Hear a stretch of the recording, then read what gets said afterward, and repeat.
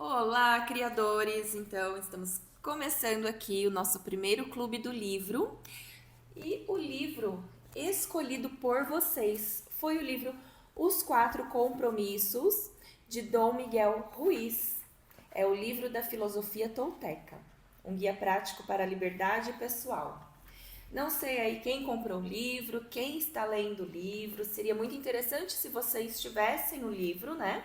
Para vocês também acompanharem essa leitura, porque neste clube do livro nós não iremos ler o livro aqui, né? Mas nós vamos comentar.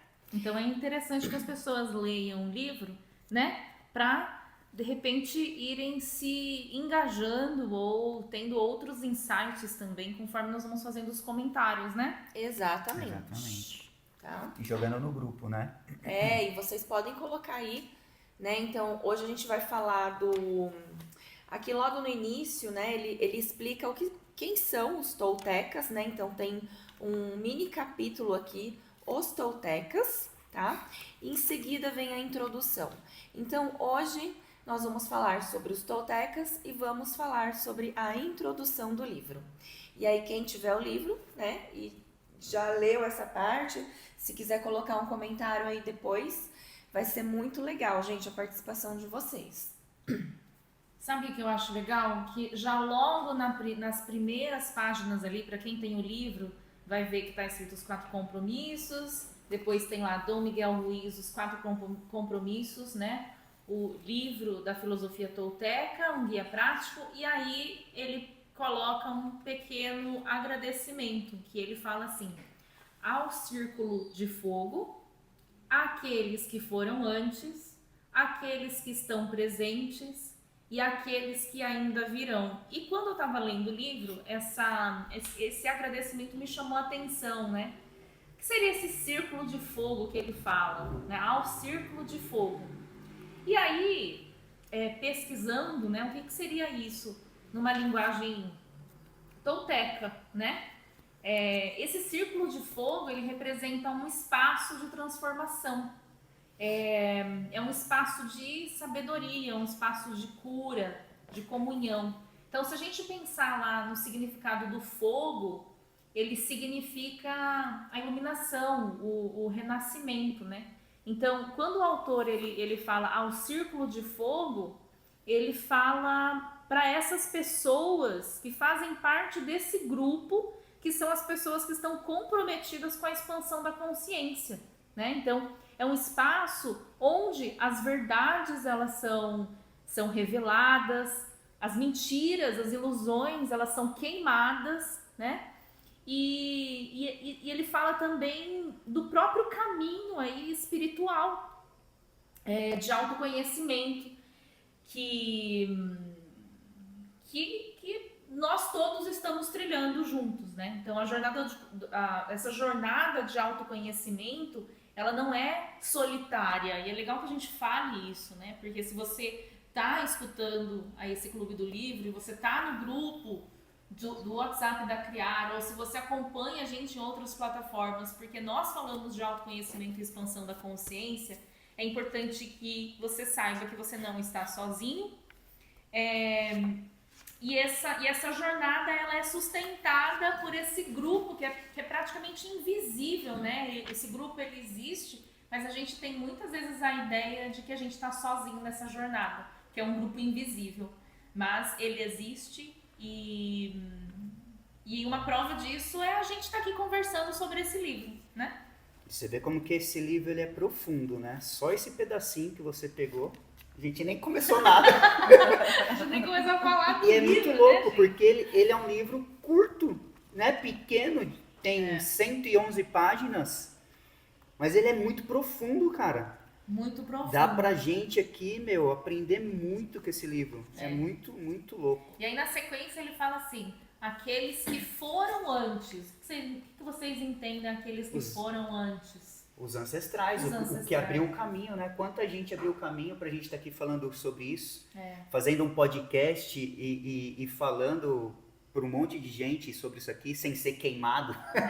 Né? Quanta gente não morreu, não abriu o caminho aqui pra gente hoje ter essa liberdade de expressão, de de conhecimento, né? Liberdade de conhecimento, olha que loucura. Já falando sobre isso, já entrando nos toltecas, né? Quem foram os toltecas, né? E aqui ele até fala que eles praticavam tudo que eles praticavam na clandestinidade, né? Porque na época... Ocultismo, né? Eles eram detentores de muito conhecimento, porém na época as pessoas elas não estavam ainda preparadas para receber esse conhecimento, né? Então muitas coisas eram feitas realmente na clandestinidade, só para aqueles grupos, né, que iam lá escondidos e que queriam ficar estudando sobre isso, né? Graças a Deus a gente não tem mais isso. E é muito interessante pensar sobre isso porque o autor do livro, que é o Dom Miguel Ruiz, ele é dessa linhagem dos toltecas, né? Uhum. E se a gente pensar nessas pequenas frases que a gente leu aqui no começo, falando do Círculo do Fogo,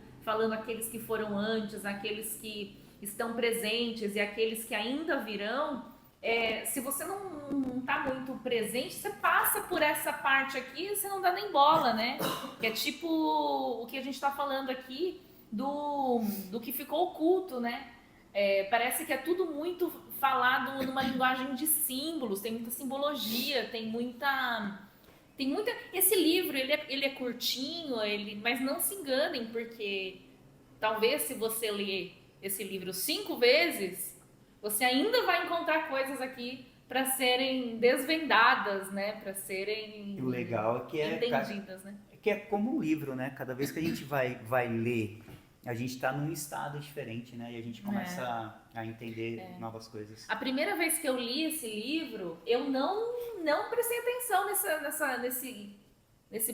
ao Círculo de Fogo aqui.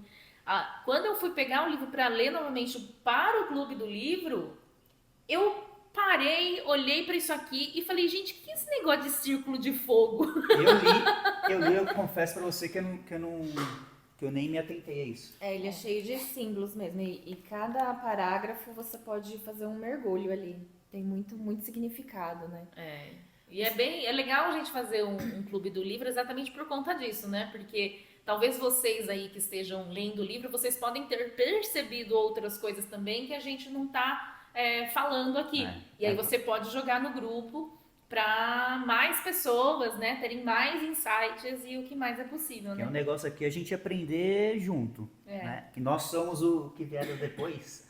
E aqueles que estão presentes, quem é? Essas pessoas aqui que ele fala, aqueles que estão presentes.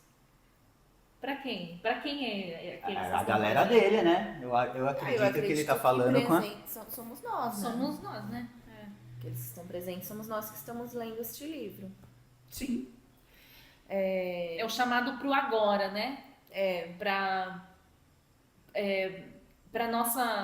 presença, pro estado de presença mesmo, né? De espírito, né? Aqueles que...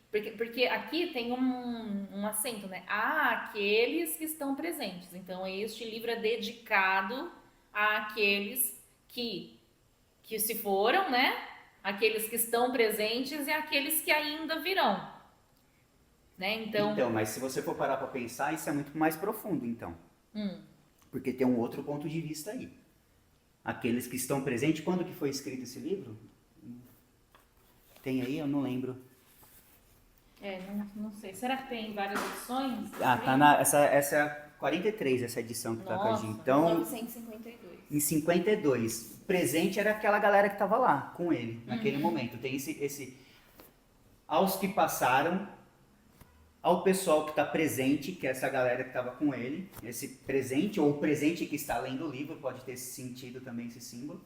E os que virão, entendeu? Em 1952, aquela galera que estava junto com eles. Eu estava no plano espiritual ainda, me preparando para reencarnar, que eu reencarnei em 82.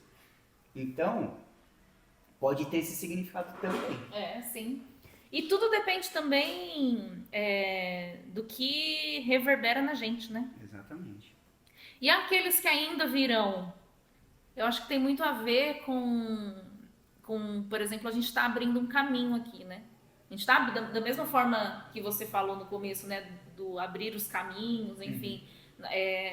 Então, quando a gente expande a nossa consciência, quando a gente limpa as crenças limitantes, quando a gente se coloca nesse espaço, né, de vulnerabilidade mesmo, a gente está abrindo caminhos para novas possibilidades, para que, enfim, né? Eu acho que quando ele escreveu esse livro, ele tá falando da gente agora. Com Aqueles certeza. que virão, na verdade, é a gente agora que está no presente. Uhum.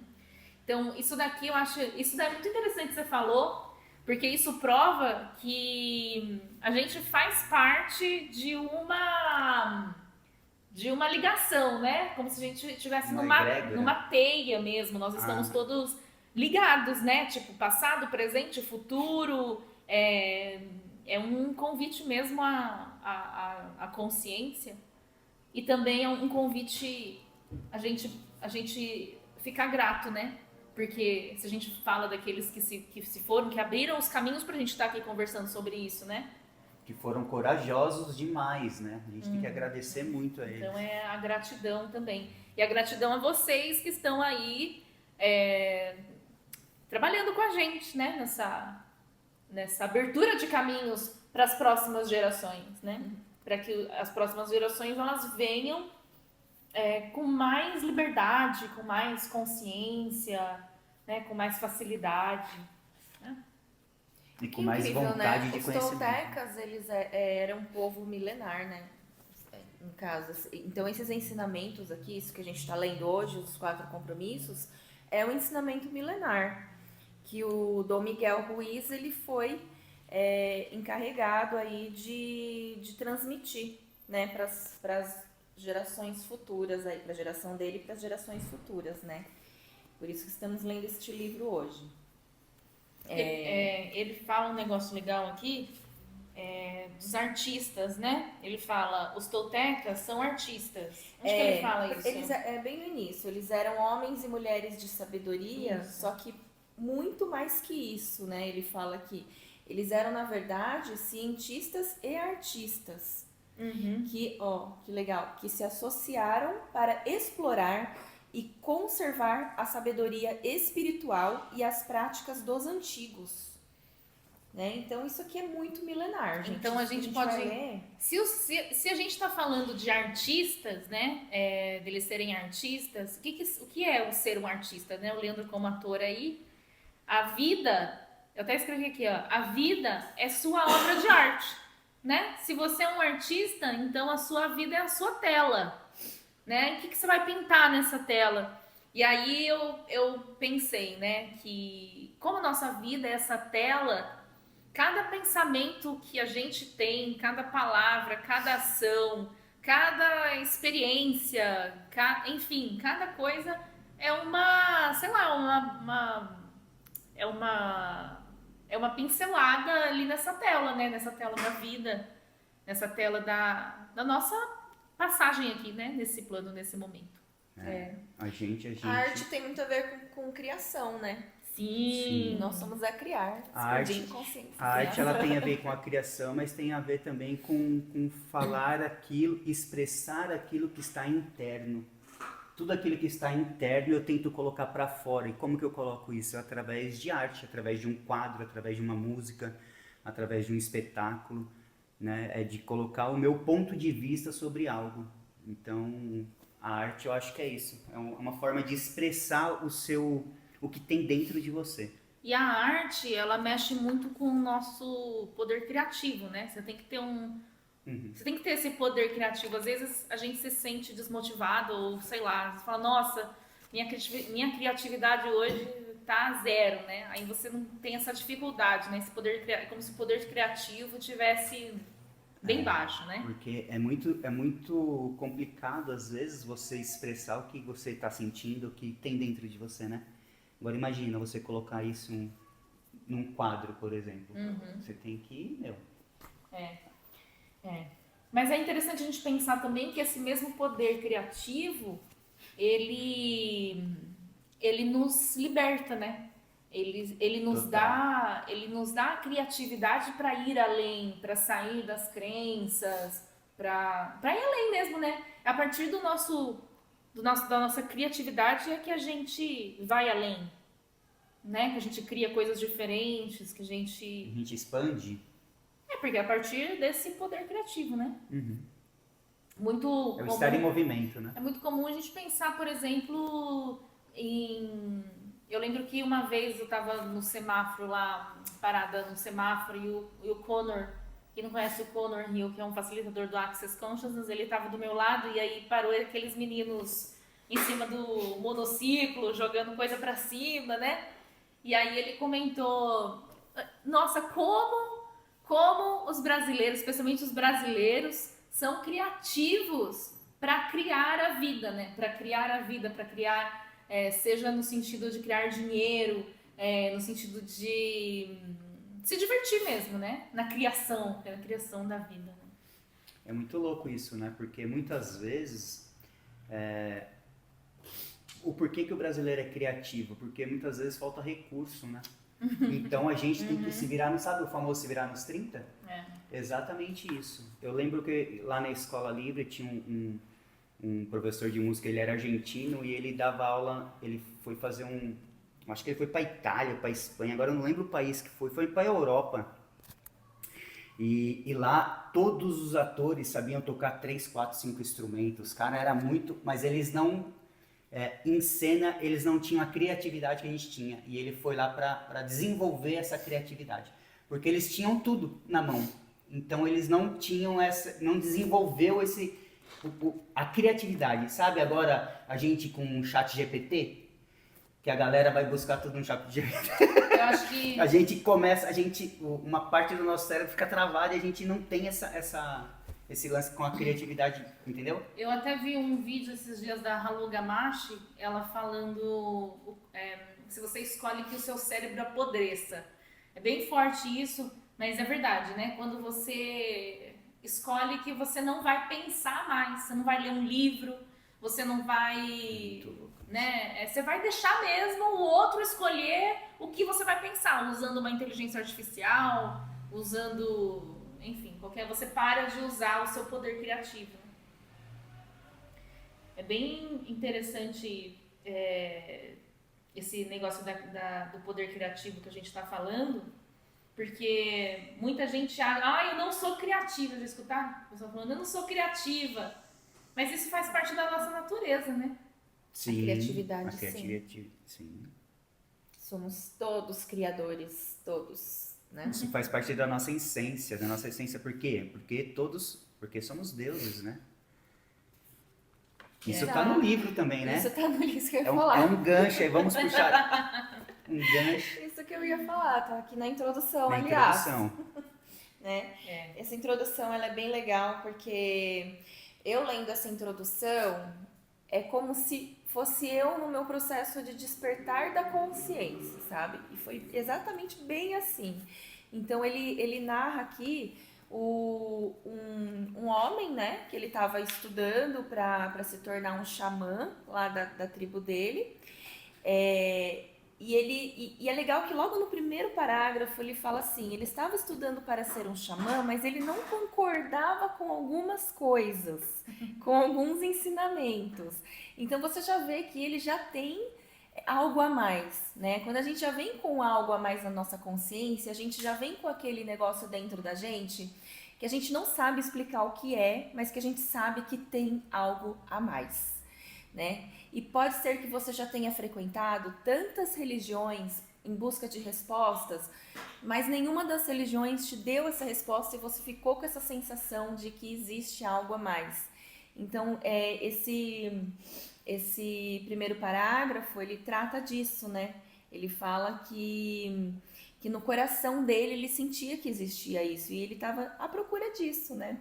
E é legal que quando a gente está sempre à procura disso, que a gente tem essa coceira dentro da gente, o negócio uma hora aparece. E é aí que começa esse processo de despertar da consciência, né? E aí você desperta, começa a ter vários insights, né? Começa a falar, nossa, mas é isso, né?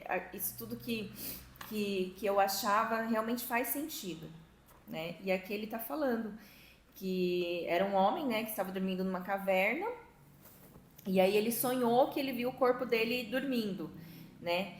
E também o que me chamou a atenção aqui, quando ele fala assim, saiu da caverna numa noite de lua nova. Até isso Ele usa, né, Fala aí por que lua como nova? simbologia. Porque a lua nova, gente, a lua nova, ela é início de ciclo, né? Ela simboliza o início de novos ciclos. E é a lua mais introspectiva que nós temos, ou seja, é a lua do autoconhecimento, né? Ela representa o autoconhecimento. Quando a gente está na lua nova, é aquele voltar para dentro de si, né? Então ele usou essa lua nova, ele falou que era uma noite de lua nova exatamente para reforçar ainda mais essa questão do autoconhecimento, do despertar da consciência. Da nova fase, né? Que ele estava passando. E é um novo ciclo, porque ele começa ali a fazer descobertas, né? Esse negócio que a gente fala, né, sobre as descobertas, o se voltar para si, isso não é feito somente quando a gente olha no macro.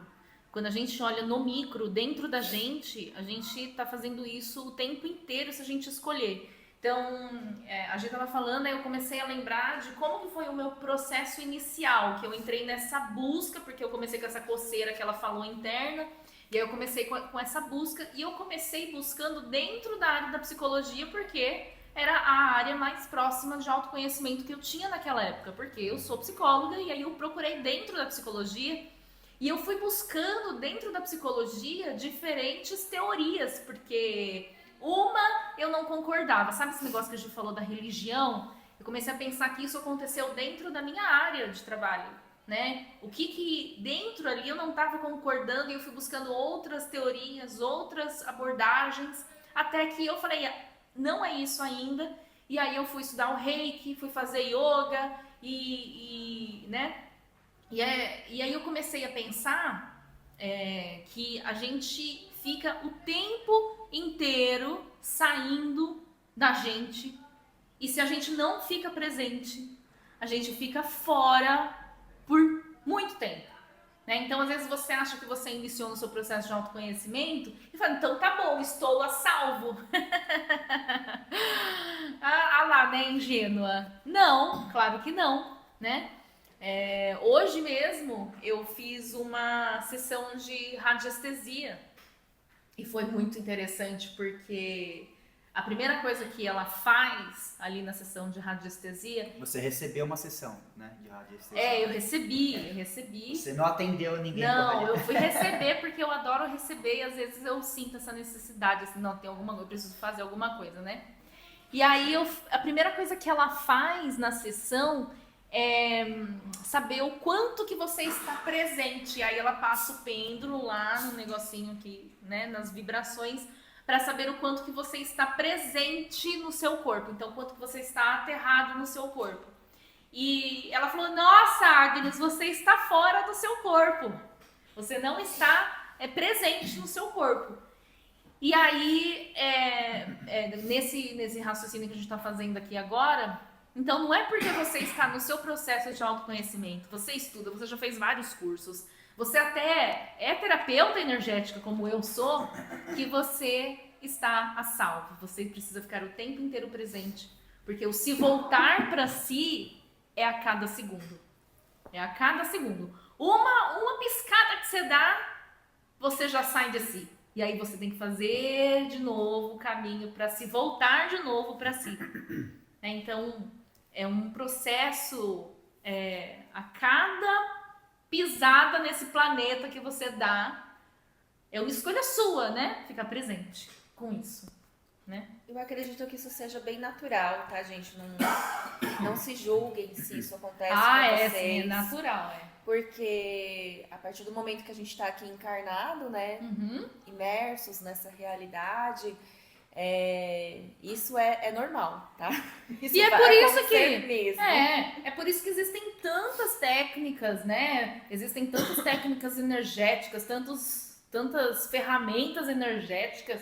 Por isso que eu fui fazer a radiestesia hoje, porque essas técnicas elas estão aí disponíveis, né, para facilitar a nossa jornada. Então tá tudo bem. Se existem essas técnicas é porque a gente de certa forma a gente tá indo bem no caminho, né? Barras de axis, né? O que seria de nós sem as barras? Exatamente. É verdade. Para trazer a gente o tempo inteiro pro presente, né? E aqui é legal que ele fala sobre uma descoberta, né? Então, que ele vai tendo, e é uma descoberta bem profunda essa que ele teve, né? Aqui a descoberta dele foi que ele começou a observar as estrelas e ele começou a perceber que, na verdade, as estrelas, elas não eram... Elas eram luz, né? Elas não eram luz. Não é que elas eram luz, elas não eram luz. Elas recebiam, né? Porque ele fala aqui assim, ó. Olhou novamente para o alto e percebeu que não eram as estrelas que criavam a luz, mas sim a luz que criava as estrelas, né? E aí o insight dele foi: tudo é feito de luz e o espaço no meio não é vazio, né? E aí foi no momento que ele soube que tudo que existe num ser vivo é luz, né? Porque ela existe vida, né? E ele fala um negócio bonito aqui, né? Ele fala assim, ó: eu sou feito de luz, eu sou feito de estrelas. Que lindo, né? Do tipo, nós somos tudo, né? Eu sou a estrela, eu sou a luz, eu sou a terra, eu sou... Exatamente, e aí traz a reflexão de que tudo que tem vida, tudo, gente, a gente tá falando de tudo, os animais, as plantas, e assim, eu acredito que tudo tem consciência, então tudo faz parte, né? Tudo faz parte, tudo é conectado, tudo tem essa luz. Tudo tem luz, exatamente. Não existe nada que seja... aquilo é um nada. Na verdade, o nada não existe, né? O nada não existe. Então, e aí quando ele fala sobre essa luz, ele percebe que a luz é a vida. E que a vida é essa força do absoluto. Que, na verdade, é Deus. É o Criador. Então, ele começa a perceber que tudo é Deus. Isso é muito lindo, né? Aqueles insights que a gente começa a ter, né? De unidade, né? Você percebe que realmente Deus está em tudo, né? Então, Deus é muito além de falar assim, que ele é um ser que está criando as coisas. Na verdade, ele é tudo. Ele é a própria criação, né? Ele é essa energia, né? É legal que ele fala, quando ele está falando da luz, que eu acho bonito que ele fala também, que se eu sou luz, né, vocês são luz, e todas as coisas são luzes, então o que nós somos? Somos luzes percebendo outras luzes. Né? Bonito isso. Isso é muito bonito, né? E aí tem uma coisa, gente, que essa introdução, como o livro inteiro é muito profundo, e a gente está falando dessa questão de nós percebermos a luz, nós temos que lembrar que nós somos pessoas, né? Somos seres que estamos aqui, mas que já tivemos outras experiências, né? Outras vidas, enfim. E nós temos traumas, nós temos medos, nós temos experiências, bloqueios, e tudo isso vai ficando dentro da gente. E essa luz, o que acontece com essa luz? Que ela não é mais aquela luz sem filtro. A gente vai colocando camadas em cima dela, né? A gente vai apagando a luz. Então a gente começa a ver o outro, a outra luz, com base na nossa luz, o que a gente conhece de luz, né? Então a gente começa a olhar o outro através das nossas experiências, dos nossos traumas, das nossas crenças limitantes. Então a gente começa a olhar para outras luzes com o filtro da nossa luz.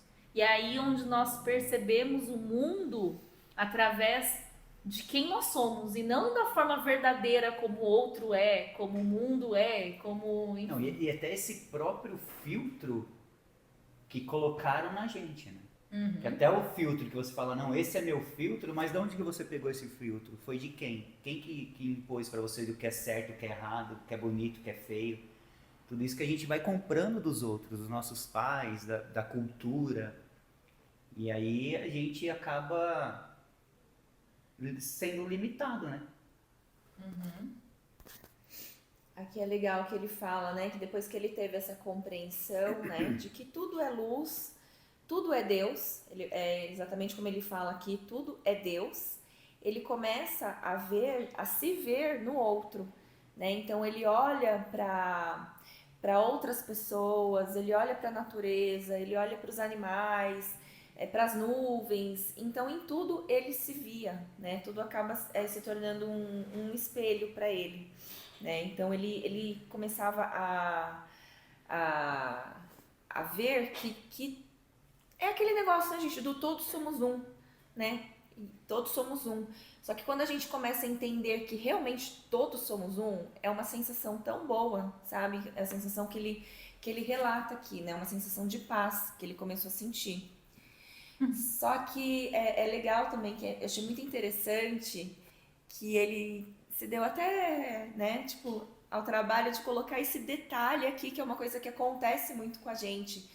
Que quando a gente começa a ter essas consciências, né, esse despertar, a gente quer que o outro também tenha, né? E a gente vai lá, a gente olha para nossa família e quer contar para eles, e quer explicar, e quer fazer eles entenderem.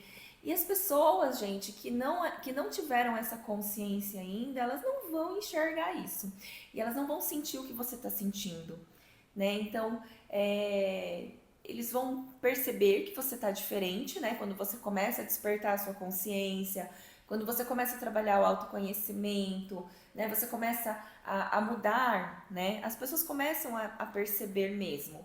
Só que elas acham só que você está diferente. Não adianta você ficar falando, tentando explicar e querendo que as pessoas façam o mesmo que você está fazendo. Ai, vai lá, faz yoga. Ai, faz tal terapia. Ai, faz não sei o quê. Porque para muitas pessoas ainda não faz sentido, né? E é isso que ele fala aqui, que ele voltou lá para o lugar onde ele morava e ele queria que todo mundo sentisse o mesmo, entendesse o mesmo que ele estava entendendo naquele momento, mas ninguém entendeu, né? E aí ele percebeu isso também, né? Que existe uma névoa, né? E enquanto a gente está nessa névoa, nós estamos na inconsciência. E é o que está acontecendo, né? É o que acontece. A gente fala dessa realidade, que é onde a gente vive lá, né? Vamos imaginar este planeta, né? Onde as pessoas vivem de segunda a sexta, esperando chegar o sábado, pra, né? Sextou, chegou o final de semana, então eu vou curtir todo piloto automático, né? Vou curtir meu final de semana, vou fazer meu churrasco, vou beber até cair, para então recomeçar a segunda-feira reclamando, né? Então, isso é o mundo inconsciente, que ele fala aqui nessa introdução como névoa, né? Como enevoado. É o espelho enevoado. Mas será que todos nós que estamos nessa jornada aí, nesse momento, todos nós já estamos livres da névoa? Eu acredito que não. Eu acredito que não também. Quando a gente estiver livre da névoa, a gente nem vai mais estar aqui. Porque a névoa, ela tem muita relação com julgamentos. Com o planeta que a gente vive, né? É. E assim, o autoconhecimento, gente, não tem fim. Eu vou fazer autoconhecimento, fazer um curso, pronto, agora eu já... Não, o negócio é pra vida toda. Um Buda, não. Autoconhecimento é pra agora e pra depois também. É pra quando você estiver lá na quinta dimensão, você ainda vai estar no outro. Você vai estar falando, nossa, eu tenho muito que aprender Porque ainda. é a quinta, né? Ainda depois tem a sexta, a sétima. Você entendeu? Então é infinito o negócio, gente. A gente tá na terceira. É infinito. Olha só. É infinito. Mas você pode dar um salto quântico, né? Depende da gente. E assim, são saltos... Até quando a gente fala de salto quântico, existem diversos níveis de salto quântico, né? Então, é uma coisa... Não é uma realidade 2D, ou né? A gente está falando de uma realidade com várias dimensões. Não é uma coisa assim, linear, né? Como se... Não, gente. É multidimensional. Exatamente, né? Então, quando a gente fala dessa névoa que ele cita aqui, então, nós ainda estamos vivendo essa névoa, por mais consciente que a gente esteja, que ela existe. Ela pode ser o julgamento. Ela é um julgamento. Ela é o julgamento, o auto-julgamento.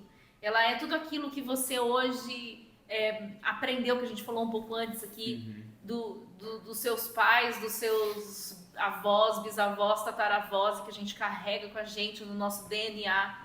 Essa névoa, ela está presente em tudo isso.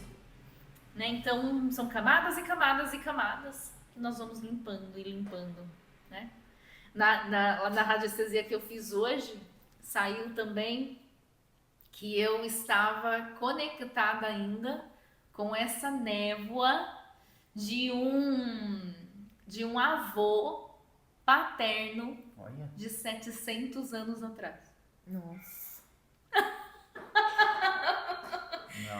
Então, assim, é muita coisa que a gente carrega, né, no nosso DNA, né, que a gente vai carregando com a gente. Então, é muita coisa aí, né, pra gente limpar. É um processo, né, gente? É isso. A gente vai um passo de cada vez, né? E a cada insight que a gente tem, a cada despertar é uma alegria. E a gente tem que comemorar mesmo, você tem que ficar feliz, né? Com o seu processo, mas seja gentil com você, né? Se acolha, né? Saiba que esse processo de autoconhecimento, ele muitas vezes não vai ser confortável, né? Ele é bem desconfortável, aliás, porque envolve você olhar principalmente para as suas sombras, né? Mas é gostoso, né? Então, quem já entrou aí na caminhada de autoconhecimento e já começou a se deparar com algumas sombras aí, por pior que seja, é muito bom, né? Porque é a névoa que a gente vai tirando dos olhos, né? E assim, você não está sozinho, isso é muito importante. Por isso que nós trabalhamos sempre planejando, a gente sempre planeja alguma coisa em grupo para que vocês consigam perceber esse grupo invisível que a gente falou no começo. Né? Quando ele falou para quem é este livro e ele falou para todas as pessoas que estão conectadas com a gente, participando dessa roda de consciência, né? E aí já pego o gancho aqui e já falo para vocês, seguindo essa ideia que a gente tem, né, do grupo, nós teremos um retiro que vai acontecer em maio, dia 24 de maio, que é um retiro que é chamado de reconexão e tem tudo a ver com isso que a gente está falando aqui, é muito interessante. Quando a gente tira essa névoa, né? Essas camadas que bloqueiam o nosso corpo, que a gente faz? Exatamente. A gente se reconecta, a gente se volta pra gente, a gente aterra, a gente para de viver a realidade do outro, as escolhas do outro. A gente tem a coragem, né, de ser a gente mesmo. E quando a gente não tá sendo a gente, é quando vem a ansiedade, é quando vem os medos, é quando vem as paralisações. Então, quando a gente não está sendo a gente, quando a gente está fora da gente, quando a gente está fora dessa conexão, é quando a gente tem tudo isso e aí você toma um remédio e nunca passa. Você faz um negócio, uma terapia e não passa. Né? Então, é o trabalho de reconexão mesmo, é um trabalho para ir cada vez mais assim, para dentro de você mesmo, né? É isso aí, gente. Então, se você leu e tem mais algum comentário, quiser fazer um comentário, coloque aí seu comentário no grupo, participem. E semana que vem a gente vai pro capítulo 1. Tem bastante coisa. Tudo isso foi só a introdução. Foi só a introdução. Foi só a introdução. Então tem bastante coisa ainda. Se a gente ficar olhando para esse livro, vai aparecer mais coisa. Mas eu acho que por hoje já deu para dar uma... E a gente vai finalizar com essa frase linda que tem aqui no livro, que é fácil viver com os olhos fechados, entendendo errado tudo que você vê. John Lennon. Tá no livro.